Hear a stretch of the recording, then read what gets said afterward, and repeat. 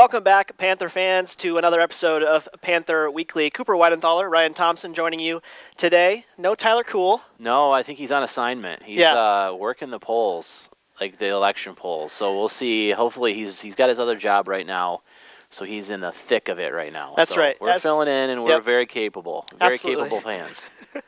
So today we're talking golf. We're going to talk about both men's and women's golf. We're going to cover both programs today. We'll start with the women, give them the right of way here. Head coach, Melanie Loughin, really good program. Last season, obviously cut short by the pandemic, both the case for men's and women's. But, let's get started with some women's golf. Yeah, I'll just take a quick synopsis of their season last year. Actually, let's start with this coming up spring. They're going to compete in 5 tournaments, and hopefully they're going to have a chance to qualify for the NCAA Regional Championship, which will be in May. Part of those 5 tournaments is the GLIAC Championship, like Cooper alluded to, and that did not happen last year because of COVID. But if you go back 2 years ago, the team was able to finish second. There was a match play. They were the runner-up to Grand Valley State, but really exceeded expectations, did really good on the course. That, I believe, was in the same place it might be this year, which is going to be Stonehenge Golf Course on the North Course. The GLIAC Championship is set for April the 16th, and that is in Augusta, Michigan. So the team really wants to do some good things here, Cooper, and kind of build on that performance. Yeah, absolutely. You mentioned 2 years ago, the 18-19 season, runner-up finish. That was, of course, their best as a member of the GLIAC. Still a young membership, as we know, for Davenport as a member of the GLIAC. But that was really good to see them finish like that. But both these rosters, plenty of youth. Only 1 senior for the women, only 2 for the men. Talk a little bit about that roster for the women. Yeah, if you take a look at it, the season will kick off on March the 1st at Harding University's Natural State Golf Classic, and that's in Cabot, Arkansas. So a lot of the programs we don't know, and we've been doing these shows, we're not sure when they're going to start, but this is fairly concrete at this point that we're a couple of months away for the women's golf team. So yeah, like Cooper said, 9 student athletes are on the roster. We have 1 senior, 3 juniors, 3 sophomores, and 2 freshmen on the team this year. Leading things off for the team will be the senior Jess Nemec. She's from Highland, Michigan. She played in 11 rounds last year, had an 80.09 scoring average, and she finished runner-up in one of the tournaments last year. She shot 79, which was her best, 3 different occasions.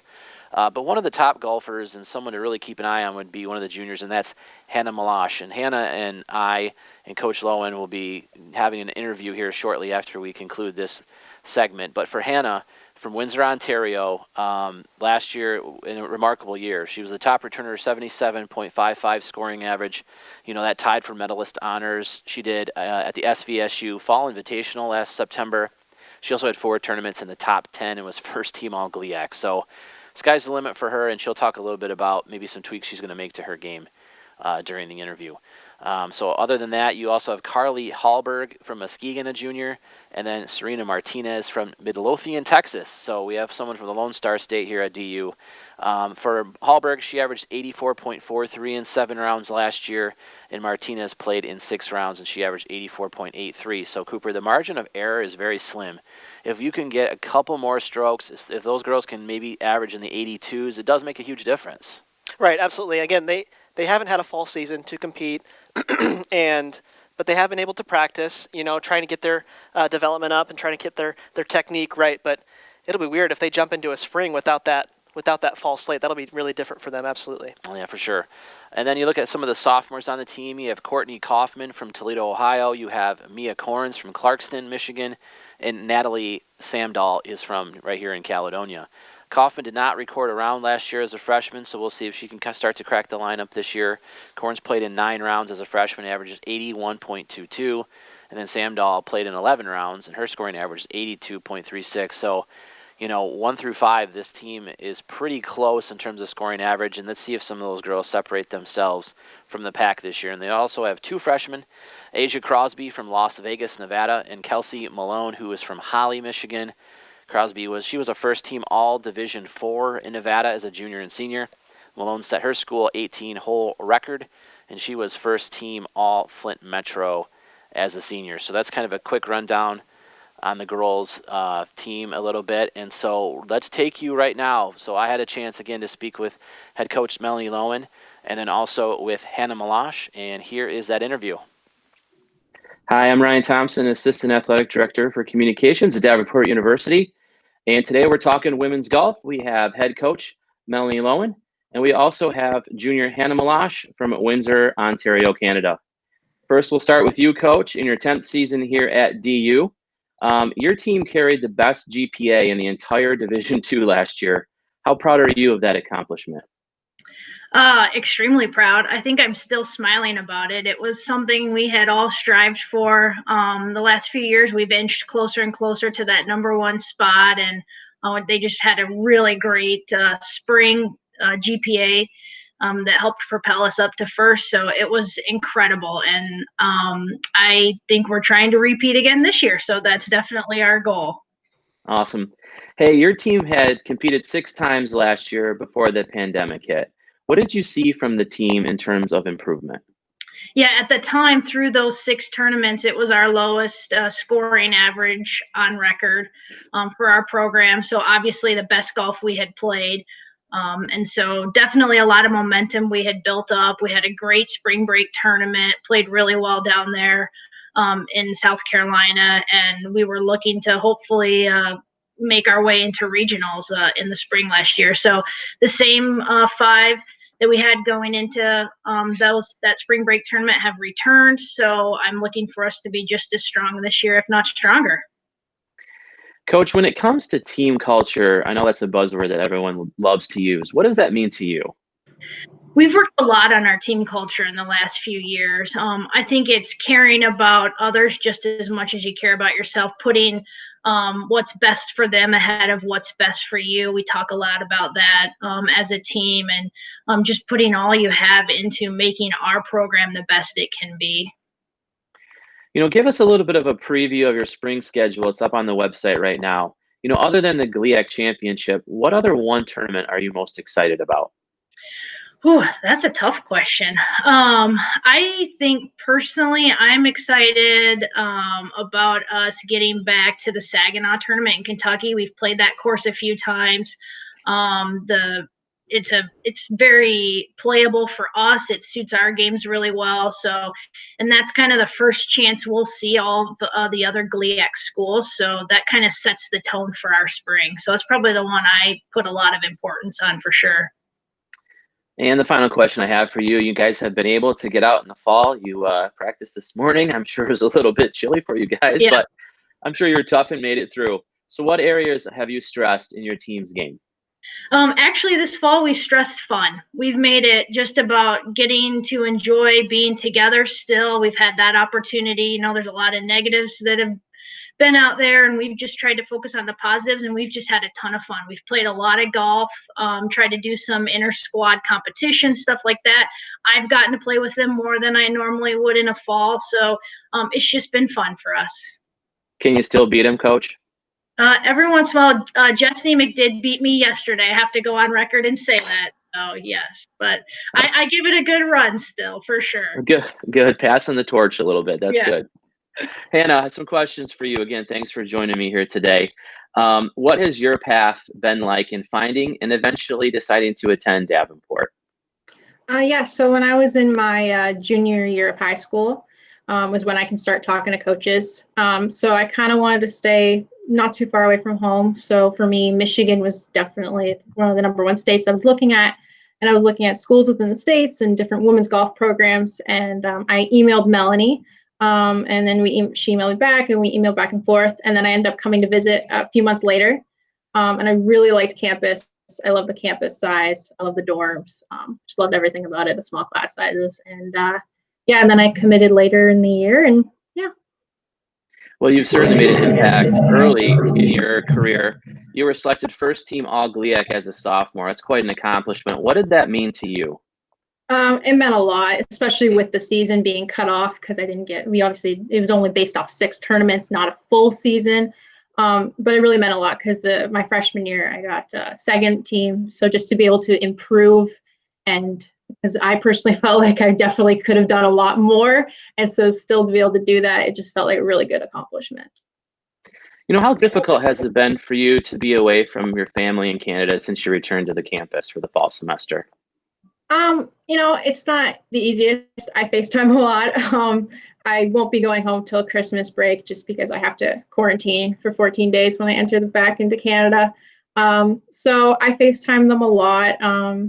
And I have my roommates with my teammates, so a lot of times just hanging out with them. And I keep myself busy enough that I'm not alone too often because I always have someone in here with me. So yeah, it's not too bad.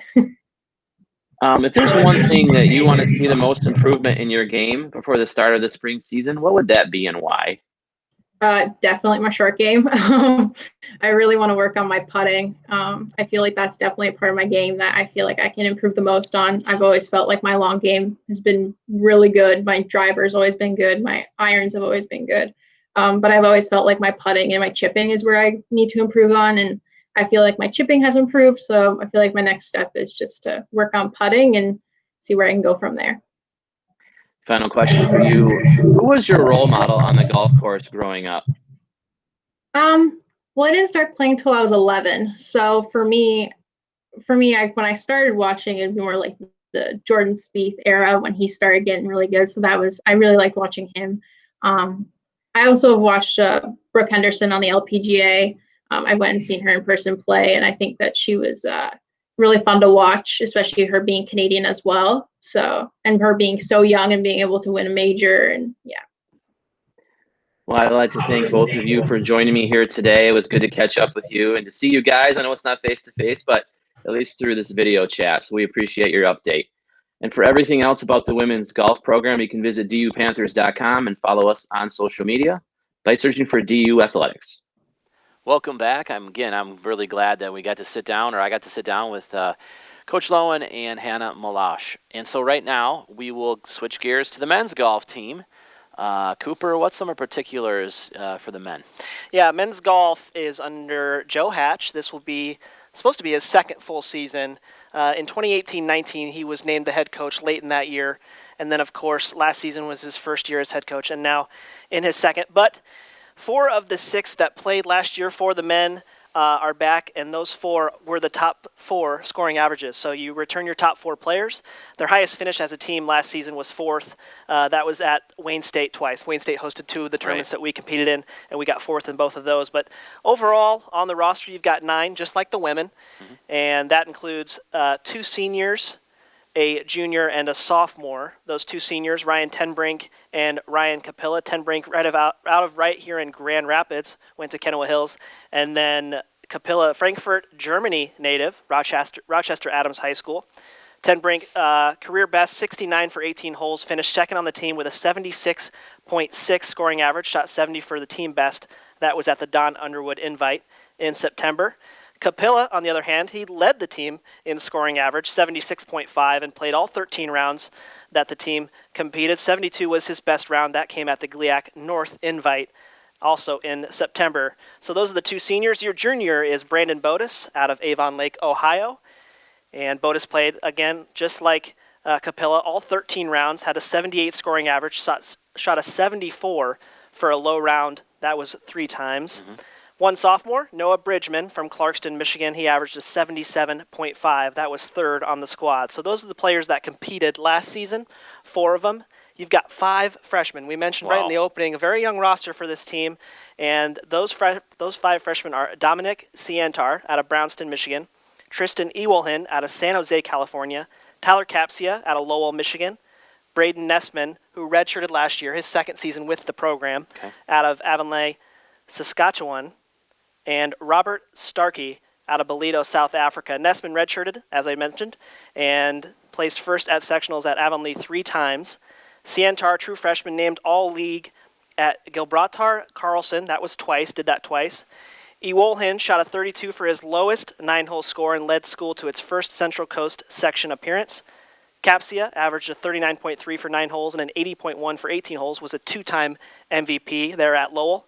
And lastly, Robert Starkey led his team to undefeated record for 3 years and shot a 64 for his lowest round. So 9 players total, 4 that competed last season are back, and then 5 freshmen, one of which is a redshirt freshman in Braden Nessman. So plenty of youth in that roster as well. You take a look at that. One thing that really stands out to me is the fact that you're not just pulling kids from the area.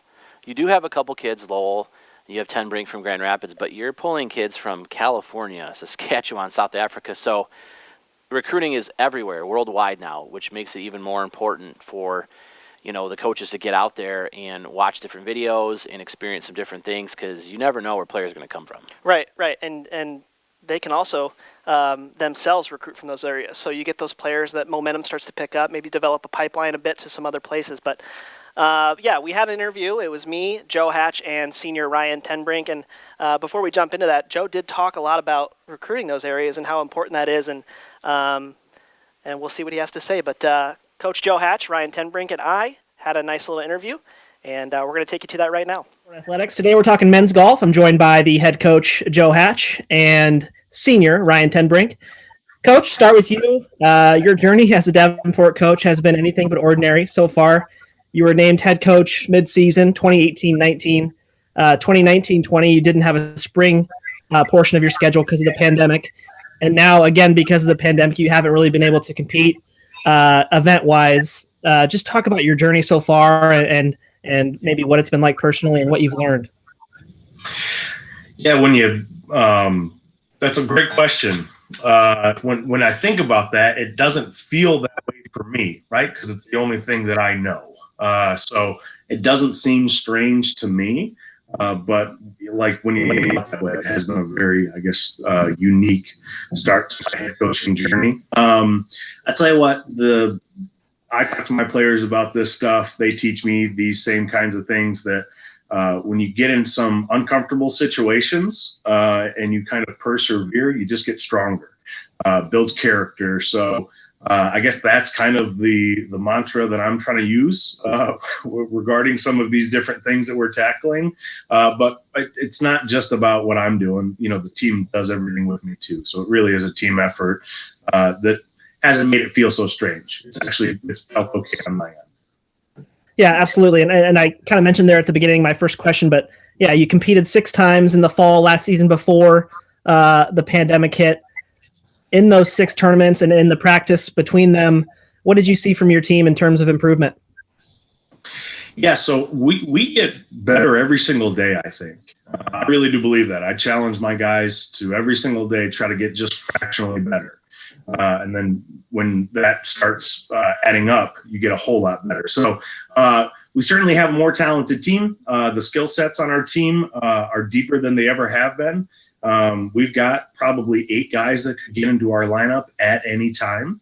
We just finished qualifying here for hopefully our spring tournament this last week, and it was a really tight race. So I'm really excited for the guys to compete to each other. I'm a big fan of iron sharpens iron, kind of, so that the guys can compete and make each other better. So I've seen a lot of improvement. I certainly hope when we're able to post some scores that we see that on the golf course as well. Absolutely. And when it comes to team culture, which you've kind of touched on a little bit, iron sharpens iron. What does team culture mean to you, and what does it mean to Davenport men's golf? Yeah, team culture is actually something, ironically, about a week ago, we had a team meeting about sort of what our rally cry is going to be this year, or what we need to kind of bond behind together. Our guys get along great. I've got a bunch of not only talented, but really good young men on my team, and they need something to sort of push each other along, or something so that they're all going in the same direction. So we're actually in the midst of kind of creating what we're going to kind of rally behind this year as far as team culture, but we do spend a lot of time. I'm not trying to dodge the question, but we're not quite ready to unveil that yet. Absolutely. And next up, I mean, I don't know if you guys do you guys have a spring schedule? Any tournaments in place right now? We've got 2 spring tournaments. The most we'll play in is 5, probably the least is 4. So we're about halfway through actually putting together our spring schedule. Okay. Can you reveal any details about your spring schedule that you have so far? Yeah. So we're going to go, we'll be going down to Kentucky and Tennessee, playing in a few events down there. But the big one that we've circled is our GLIAC Conference Championship, which is going to be April 16th through the 18th. So that's the one that we're really looking forward to. That's how we can continue to move on through regionals and hopefully nationals. So we're going to be building up towards that event and hopefully play well there. Coach, lastly, you've been able to practice in the fall in the team's development here when it's starting to get cold, obviously. But what have you tried to stress in your team's development and tried to stress in them getting better? Yeah, so that's more probably individual. I tell you what has been unique. We've got 4 freshmen on the team this fall that are all new. One's from California, one's from South Africa, and playing in cold is different. It sort of takes a different skill set. It's still the same game. You just have to manage your game differently. So those 2 individuals, those freshmen, are learning how to play in the cold. We've really tried hard as a team to try and stay competitive, give ourselves something that we can kind of compete for, not only within our team, but doing different fun games and stuff like that, keep the guys active and engaged. So guys have been fantastic. We've had a lot of really good practices, and I'm excited to see where we go from here. Absolutely. Ryan, I'll switch over to you. Senior season, obviously pretty weird start to it so far, but we'll start way back. How young were you when you started playing golf, and what made you get into it? Yeah, so I was actually 2 when my dad first cut down a little 7-iron down for me to start swinging, and it was definitely him that got me into it. He played collegiately, played his whole life, still plays, and then taught golf for a while. So it was just kind of born into it type situation. Yeah, absolutely. So my next question, who was your role model on the golf course growing up? Was it him? Yeah, it was for sure my dad. We play the game a lot different, swing a lot different, but he was definitely the one keep me on pace for sure for trying to get into college and stuff like that.